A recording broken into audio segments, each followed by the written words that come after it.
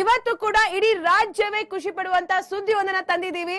So ಅದು ಕೆಲವೇ ಕ್ಷಣಗಳಲ್ಲಿ ರಿಲೀಸ್, ನಾವು ಅದನ್ನ ಹೇಳ್ತೀವಿ. ಮೆಗಾ ಎಕ್ಸ್ಕ್ಲೂಸಿವ್ ಸ್ಟೋರಿ, ಮೆಗಾ ಸುದ್ದಿ ಅದು.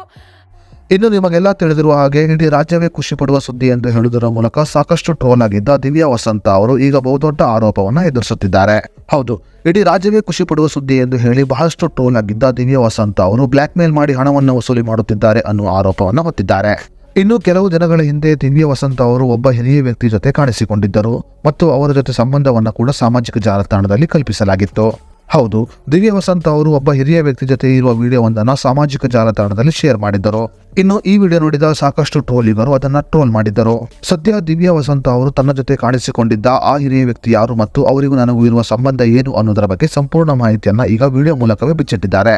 ಹಾಗಾದರೆ ದಿವ್ಯಾ ವಸಂತ ಅವರ ಜೊತೆ ಕಾಣಿಸಿಕೊಂಡಿದ್ದ ಆ ಹಿರಿಯ ವ್ಯಕ್ತಿ ಯಾರು ಮತ್ತು ಅವರಿಗೂ ಮತ್ತು ದಿವ್ಯಾ ವಸಂತ ಅವರಿಗೂ ಇರುವ ಸಂಬಂಧ ಏನು ಅನ್ನೋದರ ಬಗ್ಗೆ ಸಂಪೂರ್ಣ ಮಾಹಿತಿಯನ್ನ ಈ ವಿಡಿಯೋದಲ್ಲಿ ನಾವು ನಿಮಗೆ ತಿಳಿಸಿಕೊಡ್ತೀವಿ. ಅದಕ್ಕೂ ಮುನ್ನ ನೀವಿನ್ನು ವಿಡಿಯೋನ ಲೈಕ್ ಮಾಡಿಲ್ಲ ಅಂದರೆ ಈಗಲೇ ಲೈಕ್ ಮಾಡಿ ಮತ್ತು news one Kannada YouTube channel subscribe ಮಾಡಿಕೊಂಡಿಲ್ಲ ಅಂದರೆ ಈಗಲೇ ಸಬ್ಸ್ಕ್ರೈಬ್ ಮಾಡಿಕೊಳ್ಳಿ. ಹೌದು, ಕೆಲವು ದಿನಗಳ ಹಿಂದೆ ದಿವ್ಯಾ ವಸಂತ ಅವರು ಒಬ್ಬ ಹಿರಿಯ ವ್ಯಕ್ತಿ ಜೊತೆ ವಿಡಿಯೋವೊಂದನ್ನು ಶೇರ್ ಮಾಡಿದ್ದರು. ಇನ್ನು ಆ ವಿಡಿಯೋ ನೋಡಿದ ಸಾಕಷ್ಟು ಜನರು ಅವರಿಬ್ಬರ ನಡುವೆ ಸಂಬಂಧವನ್ನ ಕೂಡ ಕಲ್ಪಿಸಿದ್ದರು. ಇನ್ನು ಈ ಕುರಿತಂತೆ ಬೇಸರವನ್ನ ಹೊರಹಾಕಿದ ದಿವ್ಯಾ ವಸಂತ ಅವರು ಈ ಬಗ್ಗೆ ವಿಡಿಯೋ ಮೂಲಕ ಸ್ಪಷ್ಟನೆಯನ್ನ ನೀಡಿದ್ದಾರೆ.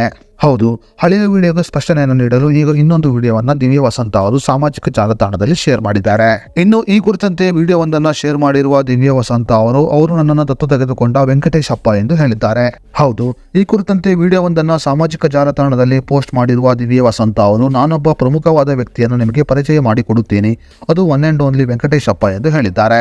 ಇನ್ನು ವಿಡಿಯೋ ಶೇರ್ ಮಾಡಿರುವ ದಿವ್ಯಾ ವಸಂತ ಅವರು ನಾನು ಮೀಡಿಯಾದಲ್ಲಿ ವೃತ್ತಿ ಜೀವನ ಆರಂಭ ಮಾಡಿದ್ದು ವೆಂಕಟೇಶ್ ಅಪ್ಪ ಅವರ ಕಡೆಯಿಂದ ಎಂದು ಹೇಳಿದ್ದಾರೆ.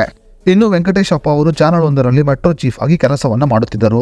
ಅವರಿಗೆ ಇಬ್ಬರು ಗಂಡು ಮಕ್ಕಳು ಕೂಡ ಇದ್ದಾರೆ. ಅವರಿಗೆ ಇಬ್ಬರು ಗಂಡು ಮಕ್ಕಳು ಇರುವ ಕಾರಣ ಅವರು ನನ್ನನ್ನು ದತ್ತು ತೆಗೆದುಕೊಂಡಿದ್ದಾರೆ.